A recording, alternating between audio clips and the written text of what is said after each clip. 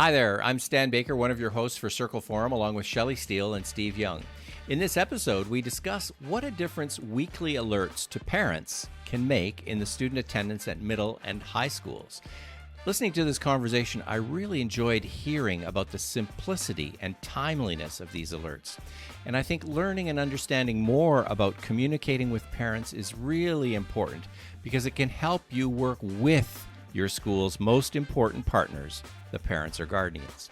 Now, if you're currently struggling with how to communicate with parents in ways that impact student attendance, then this episode is for you because it is very inexpensive and it is very effective.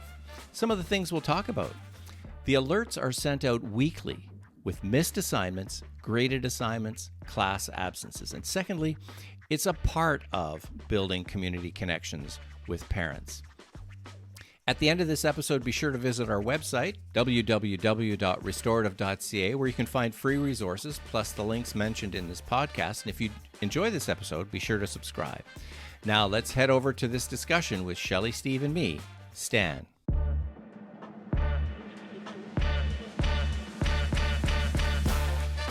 Communication with parents, absolutely essential. Here's some research that talks about a really low-tech, simple, and effective way of approaching parents and maintaining that kind of communication. The basis of a lot of success in school is how we communicate with the parents and the frequency of how we communicate. And if you go back 30 years, it was phone calls. We always talked about the sunshine calls. Don't just call them when the things are bad. Make sure you make the sunshine calls. But when kids are struggling, we would sort of, we better call the parents and let them know.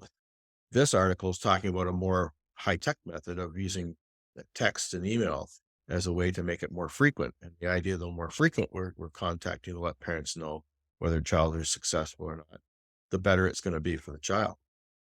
And it's also about early alerts, right? Or early information so that I'm not finding out when my student has now missed 10 classes of science. I'm finding this out much earlier so that I can really be a better partner with the school. Because actually in high school, that was certainly my experience when our kids were in high school, that I found out less and less about what was going on. And this is one way to keep me up to speed. And now I can check in and say, so I got this note and you know that these are coming. I got this text saying, you missed Tuesday's class. What's up with that? Right.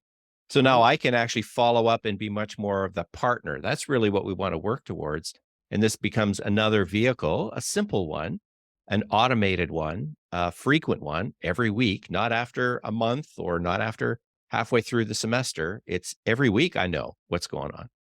And it really gives the message to the parent from the school that we want you in this relationship of making your child successful at school. We may be the educators, but you absolutely have a role to play to support us to do our work to support your child. It's what they call the nudges, right? The communication nudges. You can do that in a variety of ways. This is not the only way, but what I love about this is that and they call them alerts. The alerts reduced course failures by 27% and increased class attendance by 12% in middle and secondary school, which to me is That's fantastic huge. results. And there's not a whole lot extra that you have to do as a teacher. You'd have to, be part of setting this up so that you can automate this and track it. Um, but look at the benefits, right? And I think, Stan, that, having been in schools as recently as even last year, teachers are far more sophisticated at using technology than they ever were when you and I started out, obviously. Um, and most school boards now have developed some tools like this. The board I'm with, have been with, developed a tool that allows the teachers to post homework and assignments. It has a function where teachers can send text and emails to parents. uh, Pretty simple. They sit down at the end of the day, and within 10 or 15 minutes, they can easily contact every parent in the class. Certainly a lot faster than we used to do with phone calls. And that could be for any number of reasons. It could simply be, as you say, just an alert. Hey, there's an assignment coming due next Friday. Everybody gets it. And you can, as a teacher, you can select all, you can select a few. There's amazing things that can be done with that. And as I say, most boards are developing these tools so that teachers can have that quick, easy nudging for parents. That being said, not all parents want that. And so as a teacher, when you're developing relationships with the families in your class, the families of the students in your class, you have to determine what's your best way. Well, how much communication do you want from me? Here's what I'm going to do, but how much do you want? Some parents want, if you give it to them daily, they want it hourly. If you give it to her hourly, they basically want a camera on their kid. Whereas other parents say, look, you know, our kid's doing okay. You just call us when there's a problem, kind of thing. If that's once a month, or I only don't hear from you for 2 months, that's okay too. So you have to develop those relationships with each family to determine what level of communication they want. But this article is talking about kids who are struggling, and that's when we up the communication game. What I like about this, though, and it's a little different than me sending out a newsletter saying, here's what we did this week. This is actually tracking and letting you know this was missed in terms of an assignment and in terms of being in my class. So you missed my science class on Tuesday. That's all, right? And then Personal. it's up to, yeah, it's much more personal. And it's up to me as a parent to say, Tuesday, science class, you weren't there. Whoa. Well, that's going to make my Oh, kids the adults are talking. the adults are talking. What is that about? Yeah. Because I'm only getting as much about school from my kids as they're willing to share. And it's usually, oh, fine. Right. And this gives me something to actually talk with them about. To me, that's the difference between here's everything we did this week and here's just an alert. Your child missed this and this. I love this way of communicating and giving. It's that quick in the palm of their hands information. Would want to see it balanced with it not taking the place of um more communication. It's not, this is the way we communicate now, right? We still need to have those communication lines open. We still need to be able to have conversations when things are going wrong before they get so far that it's hard to bring things back. So use it as an alert, but not as our only communication tool. Absolutely, because that's where the restorative relationship piece comes in, right? Like that this is a simple, very cost-effective way of approaching the relationships and the communication.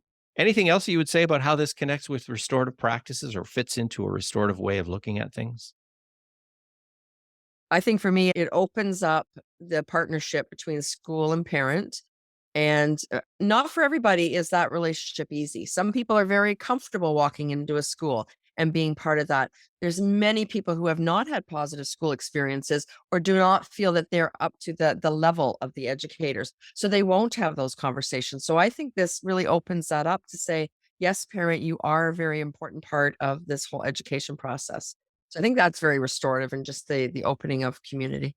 And I Well, think we've talked about the compass of shame, Steve. Did you want to jump in on yeah, that? I mean, when we talk about some kids, especially in high school, when they start to really drop off academically, um, they don't see a light at the end of the tunnel. So, I'm failing this class. I'm not going to go to class anymore. It becomes a shame piece. They're trying to avoid. I'm going to avoid and avoid and avoid. And we know that that's one of the quadrants in the compass of shame. And so by making those alerts, keeping them on task, knowing that the teacher and the home are working together to try and help them, that shame piece can disappear, because as soon as they start to experience any kind of success, boom, they've reversed that downward spiral and things are better and they're going to start attending more. So there is a certain amount of shame involved with kids when they're failing or struggling in a subject, when they really have a difficult time with maybe that subject. So, you know, to me, it all fits on that social discipline window, that upper quadrant of working as a team, working with home and school have to work together. And we've always said that when home and school work together, the kid benefits. They may see that as everybody, quote, ganging up on me, but in the long run, they realize that, you know what, they're here to help, because that's where we say we have high expectations, but we all have a high level of support. It's that upper quadrant. So to me, it fits more in there. And I think that what this really does is just a very practical way of including parents as partners. And that really, really builds that partnership and really builds us working together for what's in the best interest of our students.